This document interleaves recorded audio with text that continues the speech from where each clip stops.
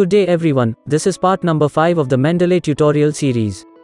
In this video we will learn how to organize literature effectively within Mendeley. At the end of this video you will know 1. Using the default filters 2. Creating folders and subfolders 3. Using search to retrieve references 4. Tagging and filtering. We will start off the video with 1.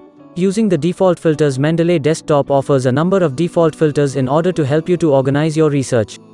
Recently added displays the references that you've most recently added to your library.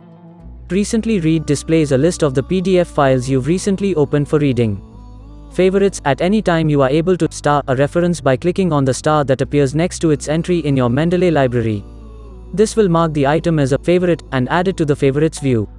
Needs review lists any items which Mendeley has imported, but may require extra attention. Once you review the details and indicate that they're correct, it will be removed from this list.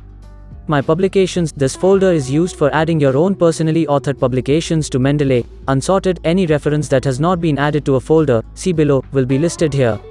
2. Creating folders and subfolders. Folders offer a way to quickly filter your view of your library. Unlike folders on your computer, adding a reference to a folder in Mendeley does not relocate the reference itself, but instead acts as a sort of label for that reference. This means that the same reference can be added to multiple folders as required, and folders can be deleted when no longer required without any effect on the references within. To create a new folder, you can right-click anywhere in the left panel of Mendeley Desktop and select New Folder, then use the Create New Folder button that appears on the main toolbar, or use the Create Folder option that appears under My Library in the left panel. Give your new folder a name. To create a subfolder, use one of the above options when an existing folder is selected. This will create a new child folder within the parent. Use the arrow that appears next to the parent folder to expand and collapse the list of children. To add a reference to a folder, select it in the main panel, click and drag it onto the folder where it appears in the left panel. You can also add multiple papers at the same time.